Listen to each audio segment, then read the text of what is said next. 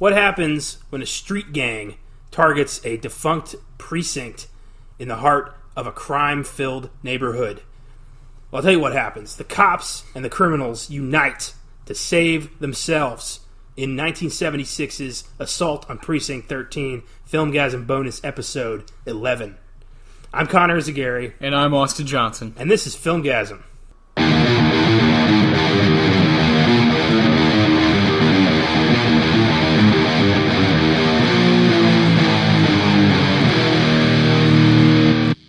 Assault on Precinct 13 is our connector to Halloween. This is the movie that made Halloween possible. It's not so mainstream success, but its overseas success really attracted the eyes of many producers and led to Carpenter getting the gig for Halloween, which made him a household name. Yes. So, what better movie to throw a little bonus? It's the quintessential bonus. Oh, you know? It's fucking up. The whole movie's one big ass bonus. It's so simple, but it's fucking awesome. It's one of the best action movies I've seen in years. It's perfect. I gotta say, I watch a shit ton of movies, and so does Connor. I think anyone who's listening to this does as well. This is for movie lovers, made by movie lovers. With that said, I rewatch a lot of stuff for the podcast. I watch sometimes new things. I watch movies I love to write about them or to do a review or just because I'm killing time. And then there's movies I watch, go see in theaters because it's new and I want to go check it out on the big screen. And then there's movies I watch at home because they're recommended to me and I haven't seen them before, and that's what Assault on Precinct 13 was. And holy shit, it is like a fucking diamond in the rough. It's one of those, like, no one is in it, meaning there's no actor that we know. Yeah. You know what I mean? It's really amazing. It makes it that much more captivating. I compare it a lot to like something like The Warriors. Yeah. Where it's just fucking action-packed. It's super 70s, low budget. The camera's moving at such a fast pace. It's so much fun. Yeah. Oh, man, I enjoyed this movie. I knew I was going to enjoy it because of what you told me. and then it exceeded my expectations. And I fucking adore this movie now. Yeah. Awesome. Yeah. Assault on Precinct 13 was one of the... It wasn't one of my first Carpenters. I'd seen Halloween, The Thing, Escape from New York, but then I checked this out at the request of my uncle, who's like the biggest Carpenter fan on the planet. Dude. And he was right, and I was glued to the screen like, what is this? It's an hour and a half of like, oh man, I don't even know, like, I'm trying to think, like, just to give people like a frame of reference, like, it's like Reservoir Dogs. It's like just packed. It's just, it doesn't stop. These characters are so cool. There's like dialogue that you gotta smoke. It's just, it's so simple and so cool. I love it. It's like you're watching a bolt of lightning strike an airplane. It doesn't happen very often, but when it does, fuck, is it something to see? Yeah, it's just like, what was that? Yeah. And I'm actually surprised that not a lot of people know enough about this film. Yeah, I understand that, like, yeah, at the time it didn't, make a bunch of money here in the United States, but I really don't know how it hasn't gotten legs as the years have gone on. I hope this helps out. People need to see this movie. It's fucking incredible. It's like a definitely Carpenter standout. It's one of my favorite Carpenter movies immediately. It's so good. So, you want to dig into the story here, or what do you... Let's talk a little bit about the cast. Okay, because it's really amazing. There's no one... There's a couple people from Halloween in this. Charles Cyphers and Nancy Keys. Yeah, Carpenter's buddies, yeah. Yeah. Charles Cyphers played Lee Brackett in Halloween. Nancy played his daughter, Annie. Yes, yeah. In this, Charles Cyphers plays Starker, the kind of sarcastic prison guy who's escorting the prisoners to death row. Yeah. And he's kind of an ass, but you like him for some reason. And Nancy Keys plays Julie, one of the secretaries, who makes a final stand with Bishop and Wilson. And Bishop is played by Austin Stoker, who didn't really do anything else. Like, he's appeared in 3 from Hell, which is pretty sweet. But he's been just bit parts. Lots of TV work, yeah. A lot of TV. He was in Roots. He was in... Appearing in... Yeah. Yeah.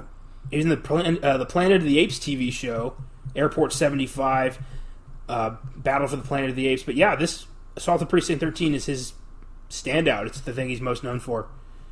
And as well it should be. Yeah, 100%. and he's Ethan Bishop, this badass detective who's put in charge of this defunct old precinct as they're moving out, and he gets stuck with dealing with an army of crazy street thugs. Yeah. And then there's Darwin Jostin, who plays Napoleon fucking Wilson, one of the most badass movie characters ever. Yeah. Just so 100%. soft-spoken. He's a criminal. You don't know what he did. You know he did something bad enough to get on death row. But yeah, he's a fucking boss. He's a champion. And he appeared in The Fog and look at these movies. Eraserhead, Wild at Heart. Don't know who he was in those, but he's there. Oh, you'll probably see him now. Yeah, for sure. Because he is arguably the most captivating character in this movie. Oh, for sure. He's fucking awesome. He died in 98 of leukemia at 60 years old. From Winston-Salem, North Carolina. Yeah. Born there, died there. Doesn't surprise me. Yep. Gotta smoke? First thing on his IMDb page, gotta smoke? God, rest in peace, Darwin Jostin. Thank you for Napoleon Wilson. God I'll tell you sometime. God damn. And Tony Burton is Wells, the other prisoner. And I know that name. Yeah, because he's in Rocky, yeah. Yeah. He's Duke in the Rocky franchise. I fucking knew him. Oh, that's great. Yeah, Tony Burton, Duke. Fucking kick-ass. And then you've got, as I said, Charles Cyphers, Nancy Keys. Martin West is Lawson. That's the dad, yeah. That's the dad who's never really gets... Nobody ever finds out why this is happening because he never tells them. No, it happens so fast. Everything's happening so fast. When you're getting shot at, you don't really care. No, he was in Mac and Me. That's great. Bestseller, Hellhole, a bunch of TV movies. Hill Street Blues. Family Plot. Yeah, not much. No. Nobody in this was, like, super successful. Oh, no. This is just a gem in so many careers. Yeah, fucking awesome. And this doesn't really have a bad guy, so to speak. It's just a swarm, like an endless... It's like Night of the Living Dead, if they had guns. Yes, yeah, scarier, yeah. So, it takes place in South Central LA. Local gang, Street Thunder, steals a cache of assault rifles, and they're going to start some shit. And then, at 3 a.m. on a Saturday, in the ghetto, team of LAPD officers ambush, kill 6 of the gang, and the lords of the gang swear a blood oath of vengeance against the cops. So that's setting up some shit's going to go down between these guys and the cops. And boy, does it. God, what an intense intro where you're like, okay, now I have to pay attention because there's synthesizers playing with these guys cutting their hands. It's almost like they're a fucking cult. Yeah. They're not like a gang. These guys, it's like Jonestown. These guys are crazy. I love it. Like, this is just in Los Angeles? Or are we sure this isn't like, post-apocalyptic times right now? It feels like Mad Max. Yeah. It's crazy. Especially the ice cream truck scene. Yeah. Jesus Christ. Like, that this could happen in the middle of the city is insane. I love it, man. So, we meet Lieutenant Ethan Bishop, newly promoted officers to take charge of the decommissioned Anderson Precinct, Precinct 9, District 13, per the dialogue. And he's going to just kind of oversee things during the last few hours before it's closed for good and everything's moved downtown. The station has just Sergeant Cheney and the 2 secretaries, Lee and Julie. And across town, Street Thunder warlords are just kind of cruising around with a fucking sniper rifle, going to kill some people, shoot some people out of their car. And we meet Kathy, old girl, and her dad, Lawson, who are driving to go pick up their maid because he wants to get her out of this neighborhood. And Kathy tells, they realize they're lost, and Kathy sees some cops and is like, hey, we should stop and ask them directions. And he's like, you can't trust all the cops in this neighborhood. He's giving her like a lesson, Don't trust people here. This is South Central, yeah. Yeah. Everybody wants something from you. You might be running into Alonzo from Training Day. Oh, he would fit in fucking great with this, wouldn't he? What's great about Denzel is like he could do either side. He could be, or he could be in the police station fending off, you know, and he'd do great, you know, like in a John Q situation, you know. He's so good. Fantastic. He's like one of the people that I would love to be in this movie. He would just add to it, you know, because it's just so fun. Oh man. So Kathy sees they drive over, they pull over to get so Dad can use a phone booth. And for those of you who don't know, there used to be these big blocks on the side of the road that had telephones in them, and you would put coins into this telephone, and you could call whoever you wanted for a certain amount of time. And just a cool little archaic notion that more people should remember. And I don't know why I'm doing that, because I've never used a fucking payphone in my life. No, you haven't? I never have. Oh man, I've never seen one in person. No, just like the ones that, like, you know, like a not like the big like box ones, but you know, there's those small ones that are just like a I don't know, bus station or something, like those. I don't remember the last time I was at a bus station. I don't think I've ever been to I'm just using it as an example. Or like they even have them at airports. Like I have seen them at airports. Yeah, they just have like the normal payphones that you just put in like 50 cents. But yeah, like the big boxed ones. Yeah, no, I haven't. Phone booth. I haven't used that. Yeah. And people like take fucking pictures of them, like in England. You know, like the red ones, like they're in Doctor Who or something. I'm like, get out of here.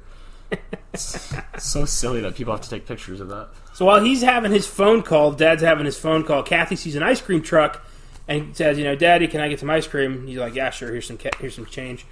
And Kathy goes to talk to the ice cream guy, and the ice cream guy is fucking creeped.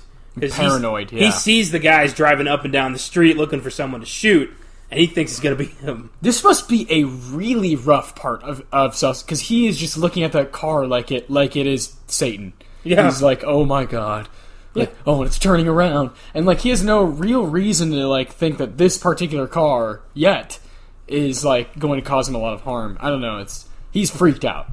It seemed like he was on some other like kind of drugs maybe while he was selling that ice cream, but he tells the kid initially we're closed. Yeah. And she's like, come on, you got the music like, on. The sun's still up, you idiot. You're going to turn a little girl down for some ice cream, you heartless son of a bitch. And he gave her the wrong one. Yeah. She orders vanilla twist, he gives her straight vanilla. Ugh. Because she thinks, he gave her the wrong ice cream. That would piss me off, too. Like, I've gone to Wendy's a few times, and I'm like, give me a Frosty. And they give me a vanilla one. I'm like, who the fuck orders a vanilla Frosty? If I say I want a Frosty, I want a Frosty, which is the chocolate one. You know what I mean? Same shit. I feel you. I've thought that many times. Who the fuck gets the vanilla Frosty? I don't fucking get it. One time, this is another story. My brother and I went there, and the lady who worked there at the drive-thru was like, oh, we're out of the chocolate. And my brother just goes, oh, so you're out of the Frosty. And we fucking drove off. I don't want any of those nuggets. I didn't want the nuggets in the first place. That was just a decoy so I could get the Frosty. But you don't even have the Frosty because it's just fucking vanilla ice cream. Oh, man. Bullshit. Yeah, fantastic. And that's what this guy does. Yeah, he gives her fucking regular vanilla, and she doesn't realize it till she's already started walking away. Yeah. And she's like, oh, he gave me the wrong ice cream. She turns around to go get it. The guys pull up, start shooting at the ice cream truck, and shoot her in the fucking chest. It's insane. All she said, she walks back and says, "Mister, like it's the wrong one." Bam! One in the no hesitation, no surrender, nothing. Like just it's bam, cold as it's incredibly shocking. It changes your while you're watching the movie. You're like, oh, this is intense. This is kind of fun. Oh, here we go. The music's good, and then you're like, oh fuck.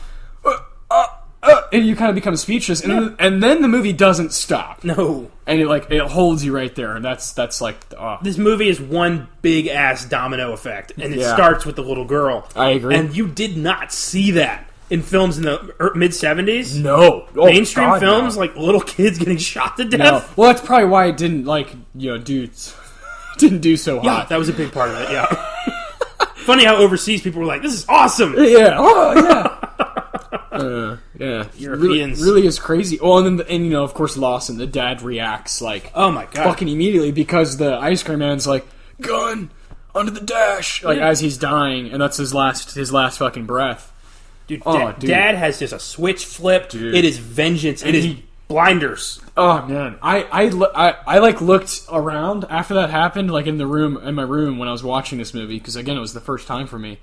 And when that happened, he starts driving, and you see the car and turn, and then he says, "Fuck that stop sign," and you're like, ah! You don't see shit like this in movies, man. Like, this is breathtaking. And he hunts those assholes down. Fuck yeah, dude. And kills the guy who did it. It's a chase. Like, oh, it's so cool. So cool. What a chase. What a scene. What a, like, intense turnaround for the dad to just instantly, vengeance becomes his mindset. And he kills one of the leaders of this gang. And the other gang members chase him to the Anderson precinct because his immediate reaction is, I gotta go to the police. Yeah. And he goes there, and he's so shocked he can't say anything. He's like speechless. They lay him down. Yeah. And then that's when like the power goes out, right? Yeah. Yeah, and like their phones aren't working because they've cut the power. Mm-hmm. And what's that one cop's name who goes out? He's the first Cheney. Yeah. There we go. I can't remember which one it was. He goes out and oh boy, the silencer is such a fascinating sound. Yeah. Oh man. And he they don't even know though. They don't even know that he's technically dead. They think he fell over. They think he tripped or something. Yeah. But before that, we meet Napoleon Wilson. Oh my god. And Napoleon Wilson is a prototype for Snake Plissken. That's the vibe I got. For sure. He's this he's this criminal who did something. We don't know what he did. I don't think. Is it ever said what he did? Killed, murdered somebody. Yeah. Yeah. Because someone says something about, like, why'd you do it? And he's going to death row. Yeah. All he wants is smoke. Yeah, he just keeps asking for cigarettes from anyone. No one. No one smokes. It's hilarious. Starker, the cop who's kind of just escorting him and the other prisoners to death row, and the warden of this prison just abuse the guy because they fucking can, because they think he's a piece of shit, and he doesn't retaliate because he's smart. He knows don't pick your battles. Yeah. And the warden knocks him out of a chair and says something like, "Oh, he just fell over." And he says he doesn't sit like he used to. Wilson's like, "Yeah, I don't sit down as well as I used to." Yeah. Fucking great. And then later on, he uses his chain to trip up the warden. He doesn't stand like he doesn't stand up like he used to. Carpenter. Like 2 scenes, and we're already endeared to this guy. Yeah, he just becomes. He steals. I didn't even. Yeah. He's fucking awesome. So great. He's in your all-time heist crew. Oh, absolutely. All-time heist crew. Yeah. Love that. Shout out to Shea Serrano. His new book. He had a great chapter. I'll go ahead and say that. Shea Serrano, because we both have this character. Shea Serrano's a writer, works for The Ringer, but he also, writes his own books. He had a book come out last week called Movies and Other Things. He has a chapter where he builds, like, interactively your ultimate movie heist crew. And I asked Connor, and immediately Wilson was one of the first people he thought of. Yeah. And I have to agree, after seeing it, he's got to be on my team. It didn't hurt. I need that wild card. It didn't hurt that while you were texting me that, I was watching this movie. Oh yeah. If you're watching Reservoir Dogs, if you're watching The Town, or it's gonna affect you. Oh yeah.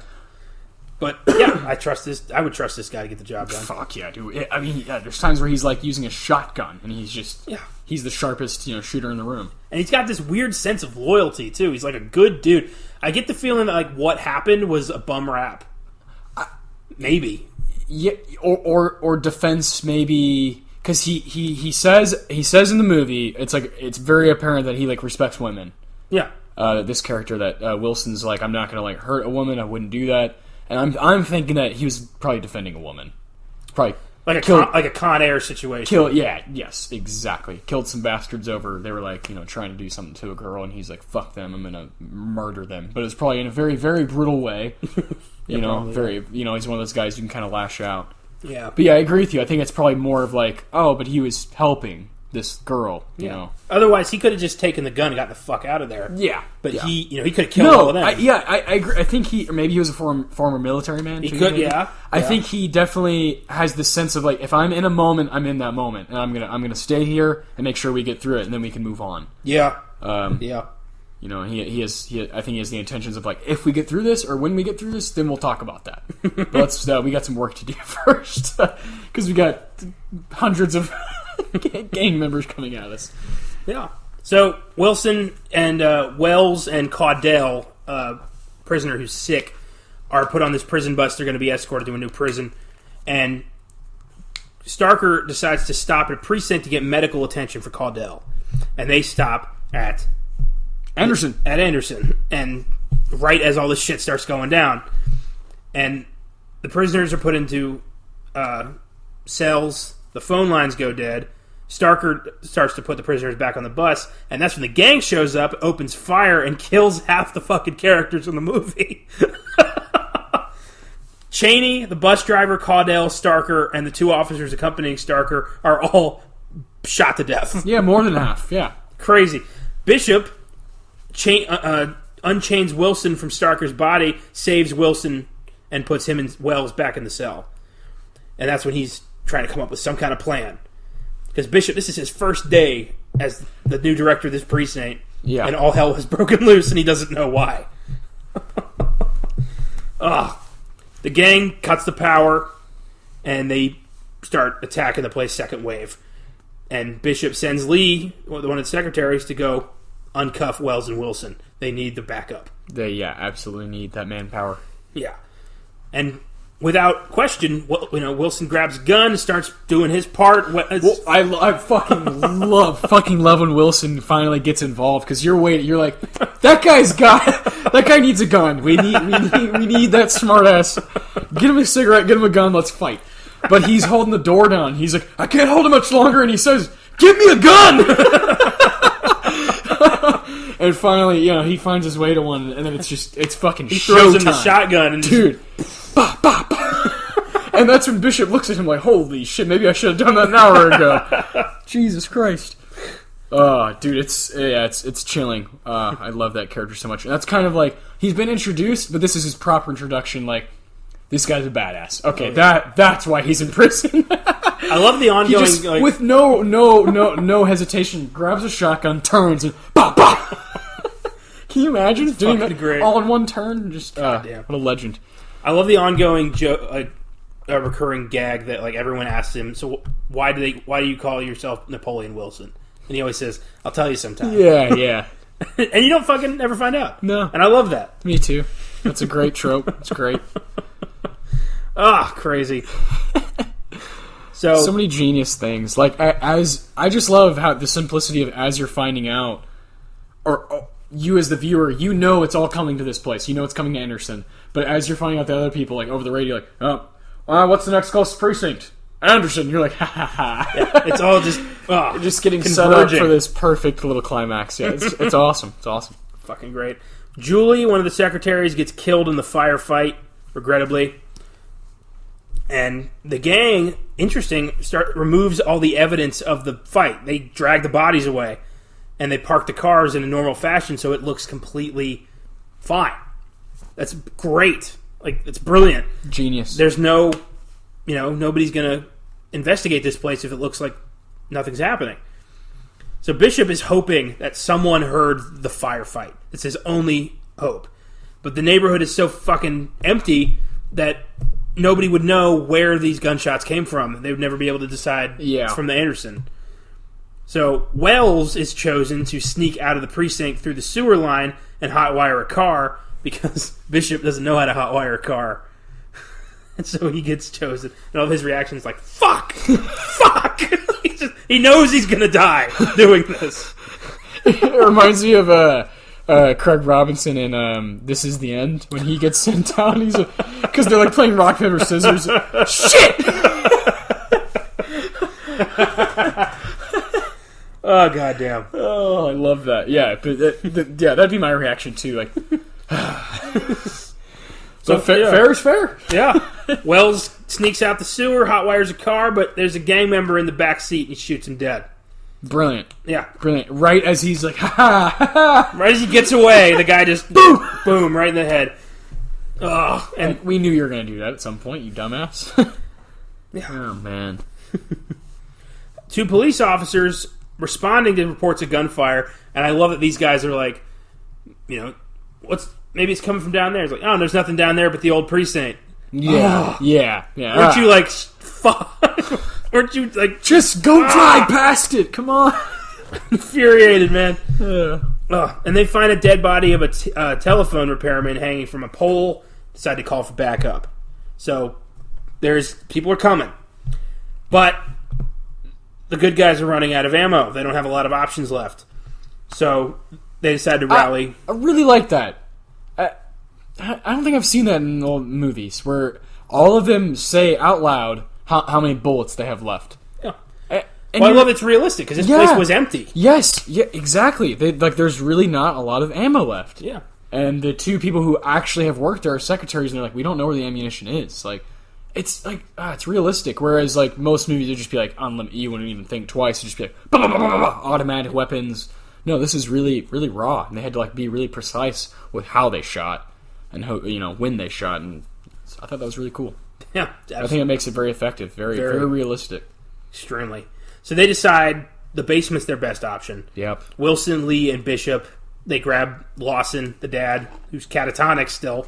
They go into the basement, and that's when the gang storms the building. And they decide what they're going to do is prop up a tank full of acetylene gas and use like this sign to kind of protect themselves and blow them all up.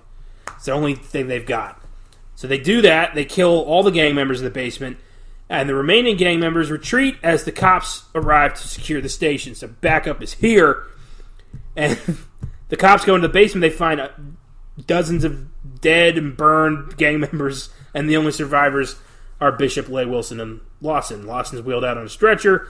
Lee refuses medical help for the gunshot wound in her arm, walks away. And a cop tries to cuff Wilson, but Bishop stops him, tells him to leave him alone. And he asks Wilson to walk out of the station with him with his head held high. Fuck yeah. It's a quick movie. Yeah. But it's so effective just because of the characters. Yes. Yeah, it's simply, man. This is the kind of shit, if I could make movies, this is the kind of shit I'd want to make. And when the cops show up, Wilson immediately just asks him, anybody got to smoke? It's like his catchphrase. You got to smoke? And just Bishop's, this bond between them. It's like, we just survived some dark shit. So good. We're coming out of this partners. Yeah, it's almost like that kind of like, you're all right in my book. Yeah. You may have done some shitty stuff in your past, but you're all right. You're all right. I like that. I like that. We just went through something that no one else is ever going to understand. No. And not a lot of people mentally could get through, so, oh boy. And, this is all peppered with Carpenter's very simple but super awesome score. Just like that's it. And it's fucking gets you pumped, man. It's like, I listened to it in my car on the way to work today. I was like, let's go. Give me a gun. Oh my god. It really is. It is a fucking gem, and for me, I'll say it before you. It's a fucking 10 out of 10. Really? Yeah, 100%. God damn, I'm impressed. Yeah. All right. I have it listed as an 8, but I think I'm gonna push it to a 9. Yeah, this is a fucking great movie. I didn't see how it couldn't be at least a 9. Yeah, this is what we want. It's what the people want. It's fucking great. Carpenter. So this is listed as a remake of Rio Bravo from 1959. John Wayne, Dean Martin. And I can see it's got elements. Yeah. I mean, obviously Carpenter just injected some fucking steroids into it. Oh my god, yes. And something else too. But the idea of good guys and bad guys teaming up to fight the even worse guys. Yeah. I love that trope. Oh, yeah, me too. I think that's one of the best devices to use. I think this movie uses it better than anybody ever has. Like, just that I can think of. Yeah, for sure. I mean, that'd be a fun little like task, like experiment to do. Is like think about plots and stories that have been like that, because it is, like Connor said, it's a great trope. It's one of my favorites. when you understand that survival is ultimately what's important, you set aside your differences and you fight for like a common goal. That's life. So it's really cool. Super. And Napoleon definitely has this same mysterious outlaw with a heart of gold who can fuck you up mentality that Carpenter would later use for Snake Plissken. Of course, yeah. And it just, I feel like they're related. Yeah, I do too. Like Snake Plissken is Napoleon Wilson's grandson or something.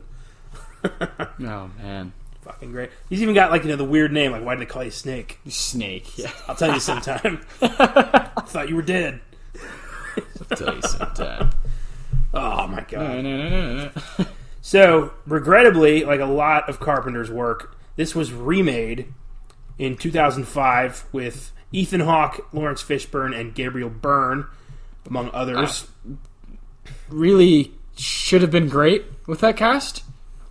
But, yeah, you know. I haven't seen it. I don't really plan to, because they have, like, producers have consistently fucked up Carpenter's work every time they've tried to remake it. Well, and you just look at, like, the poster for it, like, the art. It's like, this is not anywhere near what was going on. They sucked all the originality and the fun out of it. Yeah.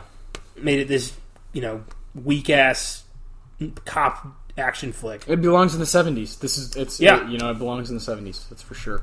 Definitely. It feels like an exploitation film. Mm-hmm. And I guess to an extent it is, with, you know, killing the little girl and all that. Yeah. There's definitely, sure. Yeah.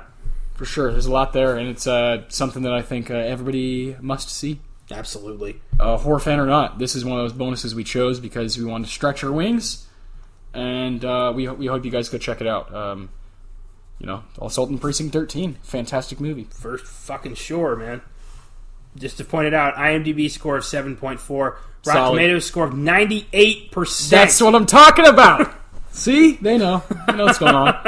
I mean, they usually... I don't know. It took a while, but critics came around, and this film is celebrated now. It's a cult hit, like pretty much every other film Carpenter did in the 70s and 80s. And, yeah, we fucking love it here at Filmgazm. I absolutely adore it, yeah. So check it out, and check out our Halloween episode. Garrett, if you loved this one, I guarantee you're gonna fucking love that one. Carpenter is one of the best guys when it comes to October. Yeah. He's that guy. And we are nowhere near finished with Carpenter. Down the road, we're doing The Thing, They Live, The Fog, everything. Like he's got so many great movies, all of it, that we're just gonna tackle them all till we're done with them. Why not? Yeah, we might not even do a Weird Shit Wednesday on him because we're gonna do every one of his films as an individual, as a standalone. Yeah, he's done so much. So, thank you very much for listening. Hope you love this podcast. Hope you love this episode. Thanks a bunch. See you next time. See you guys later.